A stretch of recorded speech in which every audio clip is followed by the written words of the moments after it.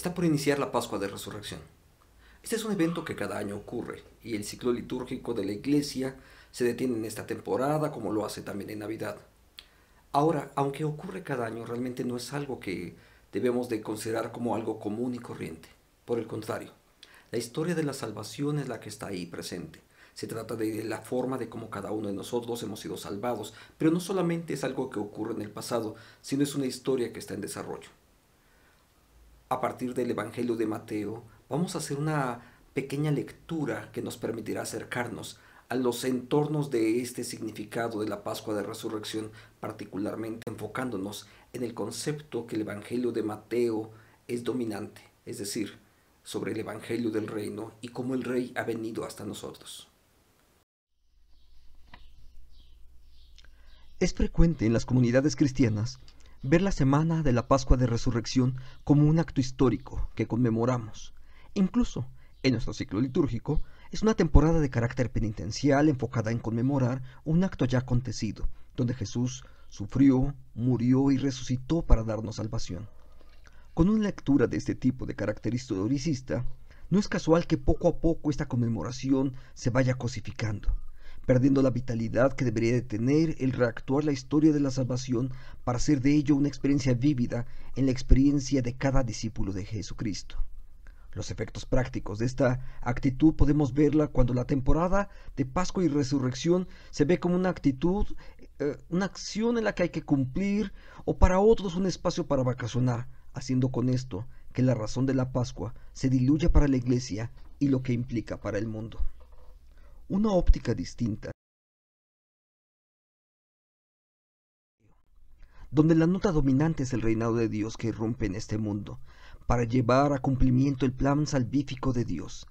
Esta es una acción que aún está en desarrollo y de la que aún como lectores somos participantes, pues ciertamente el reinado de Dios ha iniciado, para aquellos testigos presenciales, pero también como para cada uno de nosotros que formamos parte de esa misma historia. De esta manera el relato del Evangelio no solo debe ser leído y enseñado, sino particularmente vivido y actuado en primera persona, de modo que podamos apropiar no solo su enseñanza como doctrina, sino su enseñanza como experiencia de vida, que nos conduce a experimentar la salvación y finalmente siendo cada uno de nosotros participantes del reinado de Dios. El relato de la Pascua inicia justamente contando la experiencia del Rey que hace su entrada a la ciudad. La llamada entrada triunfal anuncia la irrupción del reinado de Dios en este mundo, pero se trata de un reinado que habrá de establecer el Shalom de Dios para su pueblo más que la victoria de un guerrero. Esto sucedió, dicen las Escrituras, para que se cumpliera lo dicho por el profeta. Digan a la hija de Sión, tu rey viene a ti, manso y sentado sobre una burra, sobre un burrito, hijo de un animal de carga. Los elementos simbólicos en este texto juegan. El rey anuncia también una era de gracia para todos los que salen al encuentro de él. La irrupción en la ciudad, si bien es señalada como el cumplimiento de una profecía, también apunta hacia la restauración de lo que hasta ese momento ha sido el desorden y la rebelión humana, pues siendo la ciudad levantada por los hijos de Caín y como un signo de la rebelión contra Dios, ahora ha de ser transformada en un espacio de gracia y bendición, donde la presencia de Dios se hace manifiesta, trayendo salvación, humanización y vida plena para todo el pueblo de Dios. Lo anunciado por el Bautista en Mateo 3, confirmado por Jesús después, está ahora en marcha. Y es necesario prepararnos para estas dos tareas. Por ello, el conjunto de las parábolas del reino de Mateo capítulo 13 ilustran la necesidad de estar preparados, marcando la prioridad que se ha de tener para la vida de los discípulos la búsqueda del reino de Dios, así como también señalan el crecimiento paulatino pero sin cesar que el reino tiene y la realidad de que no todos habrán de participar de la salvación, separando también con esto el trigo de la cizaña. El otro conjunto de parábolas del capítulo 25 nos plantea la necesidad de ejercer con sabiduría el llamado y los dones que Dios ha depositado en la vida de cada uno de sus discípulos para hacer crecer el reino en virtud del juicio que está por venir. El conjunto de estas dos parábolas son la manera de ejemplificar en qué consiste enderezar las sendas, lo cual nos plantea que los compromisos con el reino también implican un compromiso con el monoteísmo ético, ejemplificado a través de las enseñanzas de Jesús, pero particularmente en su propia vivencia, en la enseñanza del Bautista, y que se espera que también ocurra en la vida de cada uno de los discípulos. Así entonces, nos acercamos a dos escenarios muy importantes, donde el tema del reino de Dios está presente. Ambos escenarios muestran diferentes consecuencias para sus participantes. El primero de ellos es en un ambiente de intimidad para bendición de los discípulos, mientras que el otro es un escenario público que pone en manifiesto el juicio para los que no han recibido el Evangelio de la gracia de Dios.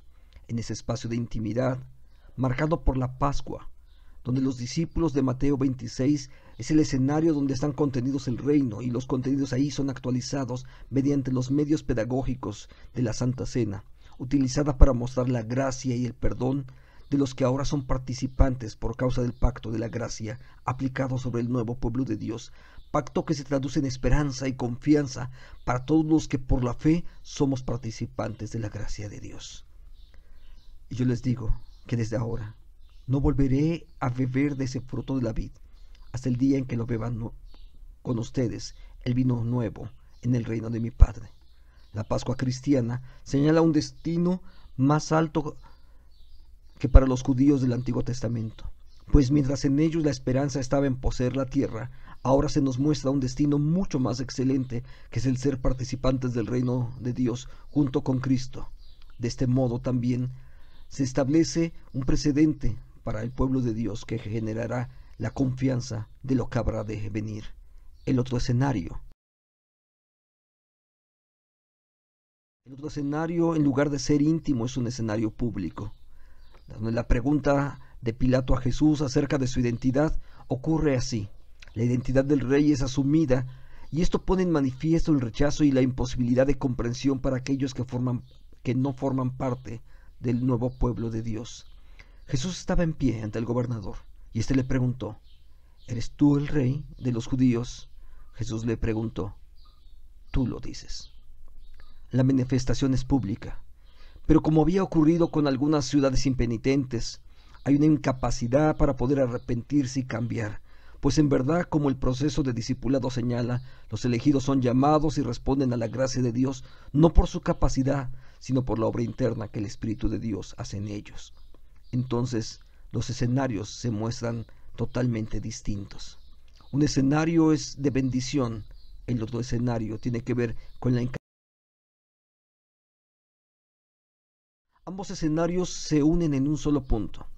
Los destinos son distintos diametralmente, pero el punto que les une es el reino de Dios, pero que igual que la roca de la parábola del reino implica diferentes destinos y conceptos para unos y para otros. Para unos, la roca vino a ser la cabeza del ángulo, para otros es la roca que despedaza. Sobre su cabeza pusieron una causa escrita: este es Jesús, el Rey de los judíos. Y ese es el letrero que habrá de aparecer y destinarse y anunciar también cuál es el objetivo, la misión y lo que está en este momento ya en cumplimiento. El destino de los participantes será distinto en función de cada uno, de la actitud que cada uno de ellos tenga al respecto de esta afirmación. Sin embargo, la obra no ha quedado aquí concluida. El relato de la Pascua y previo a la resurrección se hace una proclamación aún más amplia sobre el reinado de Dios, pues en la cruz del Cristo es colocado un letrero que más que una sentencia anuncia que allí está el Rey, quien ha venido para traer salvación y que su obra está ahora llegando a la culminación.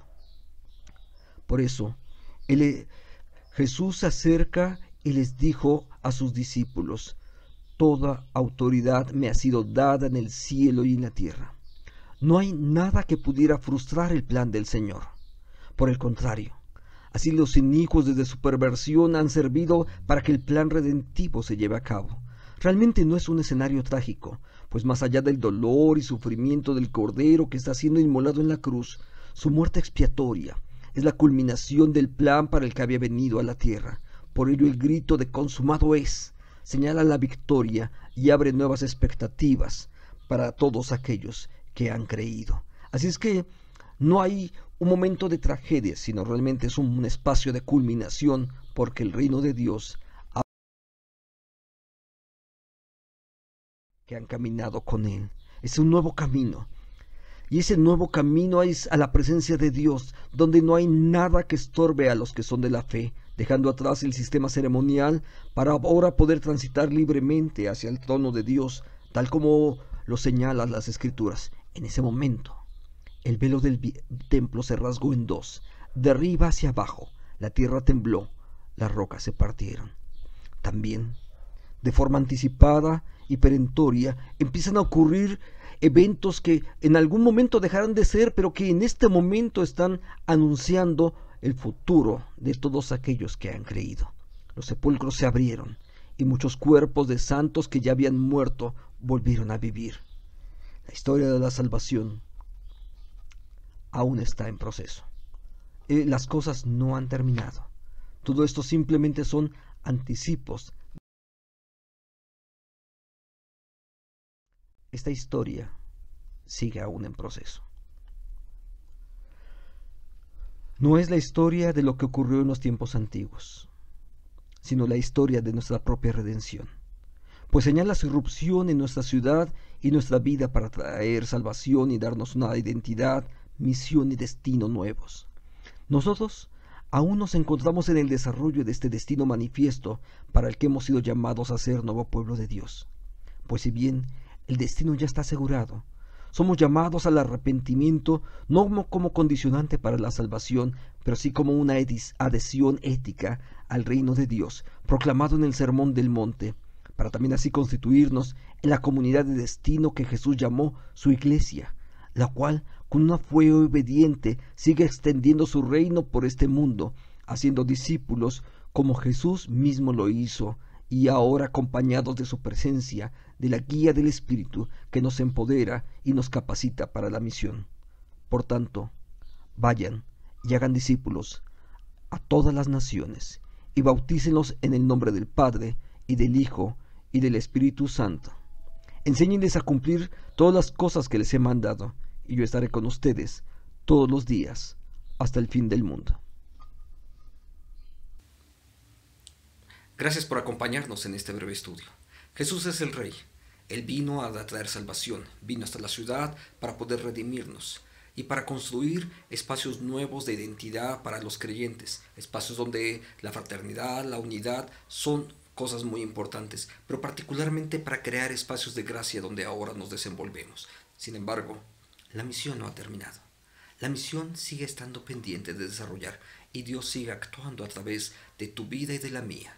Oremos para que sea Dios quien nos use a cada uno de nosotros, para que como portadores del Evangelio del Reino, también las otras personas en la ciudad que hoy requieren de la salvación de Jesucristo puedan recibirla. Amén.